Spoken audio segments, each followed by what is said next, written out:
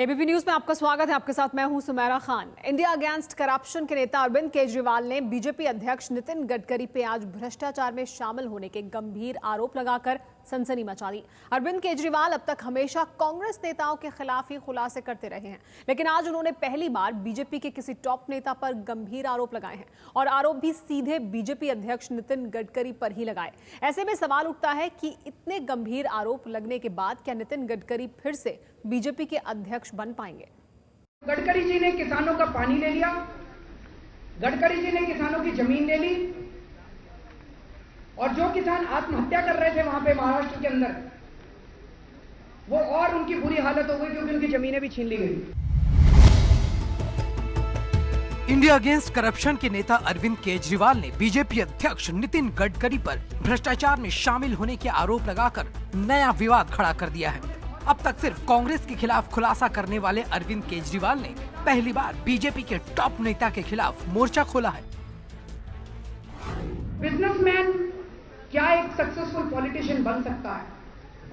ऐसा प्रतीत होता है कि नितिन गडकरी साहब पॉलिटिशियन नहीं है, वो देश के लोगों के हितों की सुरक्षा नहीं कर सकते, वो एक राजनेता नहीं है, वो राजनीति में नहीं है, वो भाजपा का इस्तेमाल करके केवल अपने बिजनेस एम्पायर को आगे बढ़ा रहे हैं। अरविंद केजरीवाल के आरोपों के बाद ये सवाल खड़े हो गए हैं कि क्या नितिन गडकरी को एक बार फिर से बीजेपी का अध्यक्ष बनाया जाएगा? नितिन गडकरी का कार्यकाल इसी साल दिसंबर में खत्म हो रहा है और बीजेपी ने हाल ही में अपने संविधान में बदलाव कर उनके फिर से अध्यक्ष बनने का रास्ता साफ कर दिया था। और ज्यादा बड़े दुख की बात यह है कि भाजपा ने अपना संविधान संशोधित करके उनको 3 साल के लिए और अपना अध्यक्ष चुन लिया है। नितिन जी उद्योगपति हैं, अगर उन्हें ये दर्द है कि नितिन जी को दूसरा कार्यकाल मिल रहा है तो मुझे लगता है कि शायद इंडिया अगेंस्ट करप्शन का ये ब्रीफ नहीं है। वो कोई भ्रष्टाचार के केसेस अगर उजागर करते तो उनका ब्रीफ पूरा होता, लेकिन कौन पार्टी किसको अध्यक्ष बनाती है, किसको कार्यकाल देती है, किस पार्टी का अध्यक्ष कितनी संस्थाएं चलाता है, कौन से उद्योग चलाता है, ये शायद उनके ब्रीफ से बहुत बाहर था। नितिन गडकरी ने अरविंद केजरीवाल के आरोपों को बिल्कुल बेबुनियाद बताया है।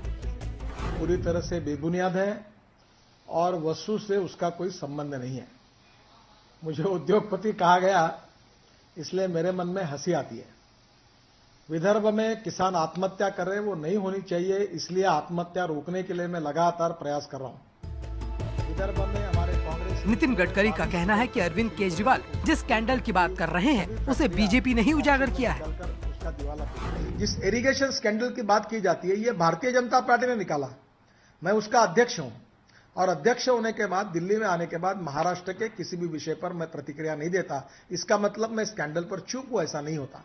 मैं जिस पार्टी का अध्यक्ष हूं, हमारे एमएलए देवेंद्र फडणवीस, किरीट सोमैया, इन्होंने ये स्कैंडल बाहर निकाला है। और भारतीय जनता पार्टी में जब मैं लीडर ऑपोजिशन था, अध्यक्ष था, मैंने भी महाराष्ट्र में अनेक स्कैंडल एनसीपी और कांग्रेस के बाहर निकाले हुए हैं। गडकरी के मुताबिक भ्रष्टाचार के आरोप से घिरी कांग्रेस का फायदा बीजेपी को न हो, इसलिए अरविंद केजरीवाल उन पर आरोप लगा रहे हैं। मुझे लगता है कि एक प्रकार की यही साजिश है कि कांग्रेस पार्टी के खिलाफ जो माहौल बना हुआ है उसको बीजेपी का फायदा न मिले और अपोजिशन पार्टी में वोट डिवाइड हो जाए और कांग्रेस पार्टी को उसका फायदा मिले, इसकी एक कोशिश है। गडकरी भले ही आरोपों को खारिज कर रहे हैं, लेकिन सवाल ये है कि आरोप लगने के बाद क्या गडकरी एक बार फिर से अपने अध्यक्ष बनने की दावेदारी पेश कर सकेंगे?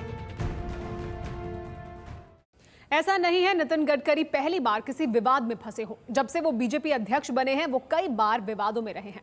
गडकरी के रहते बीजेपी को कई बार काफी शर्मिंदगी उठानी पड़ी है।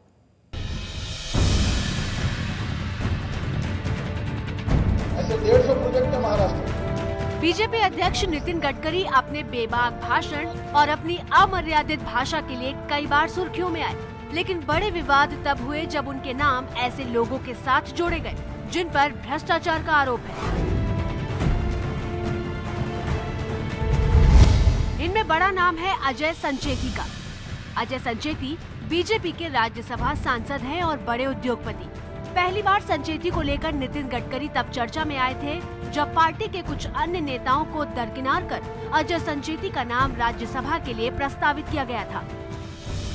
दूसरी बार जब संचेती का नाम मुंबई के आदर्श सोसाइटी घोटाले में आया, तब भी गडकरी पर निशाना साधा गया।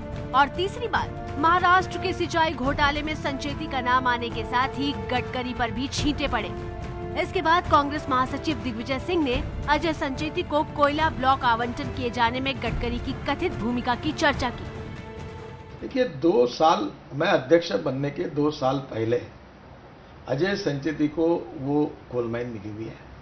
मैं जब महाराष्ट्र में मंत्री था पीडब्ल्यूडी का, मैंने 8,000 करोड़ के काम किए, एक्सप्रेस हाईवे बनाया, फ्लाईओवर्स बनाया, सीलिंग प्रोजेक्ट में। अगर वो मेरे पार्टनर में उनको कोई काम देता, 8,000 करोड़ में 1 रुपए का काम मैंने कभी उनके कंपनी को दिया नहीं है।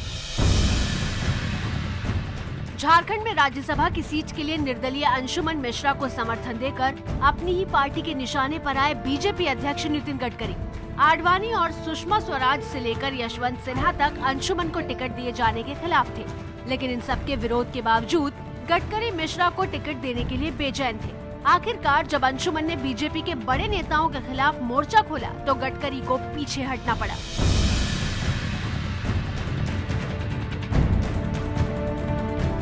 इस साल मई में भी नितिन गडकरी को काफी आलोचना झेलनी पड़ी जब वो नरेंद्र मोदी के सामने झुक गए।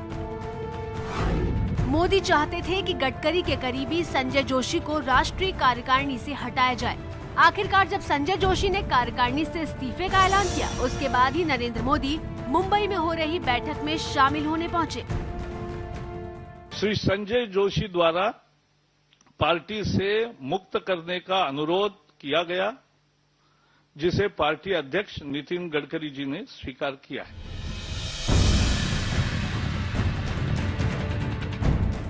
नितिन गडकरी की इस बात के लिए भी आलोचना हो रही है कि वो 2014 में होने वाले लोकसभा चुनावों के लिए बीजेपी की तरफ से प्रधानमंत्री पद के उम्मीदवार का ऐलान क्यों नहीं कर रहे।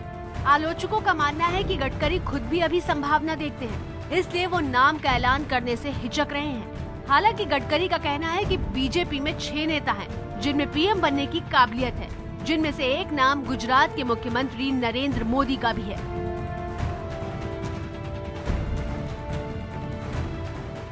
देखिए, बीजेपी के पास प्रधानमंत्री पद के लिए अनेक अच्छे नेता हैं जो काबिलियत रखते हैं। आडवाणी जी है, सुषमा जी है, अरुण जी है, नरेंद्र भाई है, राजनाथ सिंह जी है, डॉक्टर जोशी जी है, नितिन गडकरी भी है। नहीं, मैं नहीं हूं, मैं बनना भी नहीं चाहता और मैं इस रेस में नहीं हूं। मेरा काम है कि पार्टी को 200 सीटें मिलाकर देना और पार्टी की सरकार को लाना। मैं उसी के लिए ताकत लगा के काम कर रहा हूं और उचित समय पर पार्टी इसका निर्णय करेगी। हम डेमोक्रेटिक पार्टी है।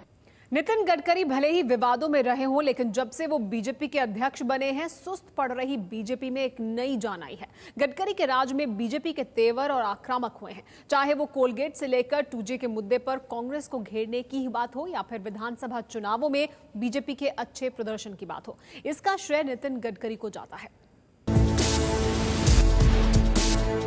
जब से नितिन गडकरी बीजेपी के अध्यक्ष बने हैं, तब से बीजेपी फिर से काफी आक्रामक हो गई। ये नितिन गडकरी की अच्छी किस्मत कहें या फिर कांग्रेस का बुरा वक्त, जब से वो बीजेपी के अध्यक्ष बने हैं, तब से कांग्रेस लगातार विवादों में फंसती रही। ऐसे में सबसे बड़े विपक्षी दल के अध्यक्ष होने के नाते बीजेपी की रणनीति का सारा क्रेडिट गडकरी के सिर ही रहा है।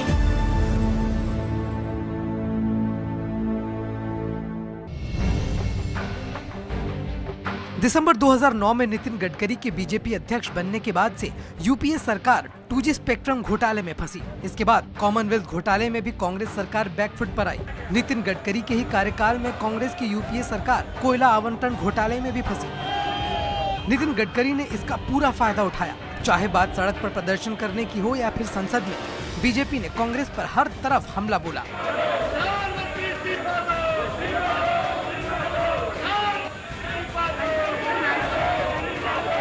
बीजेपी के इस आक्रामक तेवर का श्रेय नितिन गडकरी को ही मिला। इस साल फरवरी मार्च में 5 राज्यों में हुए विधानसभा चुनाव में भी बीजेपी के अच्छे प्रदर्शन का सेहरा गडकरी के सिर ही बंधा। गडकरी के नेतृत्व में बीजेपी ने गोवा में जीत हासिल की, जबकि पंजाब में अकाली दल के साथ सरकार बनाई। उत्तराखंड में भी बीजेपी बहुत ही कम अंतर से हारी और सरकार बनाने से चूक गई। हालांकि गडकरी ने उत्तर प्रदेश में भी मेहनत काफी की, लेकिन वहां वो कोई करिश्मा नहीं कर पाए। नितिन गडकरी के ही कार्यकाल में बीजेपी के बड़े नेता पार्टी में वापस आए। उन्हीं में से एक तेज-तर्रार नेता उमा भारती की भी पार्टी में वापसी हुई। बीजेपी से 2005 में 6 साल के लिए पार्टी से निकाली गई उमा भारती को फिर से उन्होंने न्योता दिया और उत्तर प्रदेश चुनाव में मैदान में उतारा। उमा भारती विधानसभा चुनाव भी जीती। हालांकि वो उत्तर प्रदेश में बीजेपी के लिए कोई बड़ा करिश्मा नहीं कर सकी। उमा के अलावा जिन्ना विवाद पर पार्टी से बाहर किए गए जसवंत सिंह को भी वो फिर से पार्टी में लेकर आए। पार्टी में लाने के साथ साथ जसवंत सिंह को उपराष्ट्रपति पद का चुनाव तक लड़वाया। जब से नितिन गडकरी बीजेपी के अध्यक्ष बने हैं, तब से राष्ट्रीय स्वयंसेवक संघ भी बीजेपी के और करीब आया है। नितिन गडकरी आरएसएस की वजह से ही अध्यक्ष बने और इस वजह से गडकरी के कार्यकाल के दौरान आरएसएस के साथ बीजेपी के रिश्ते एक बार फिर से बेहतर हुए। ऐसा माना जाता है कि संघ के दबाव के चलते ही बीजेपी ने अपने संविधान में बदलाव करते हुए गडकरी के फिर से अध्यक्ष बनने का रास्ता साफ किया।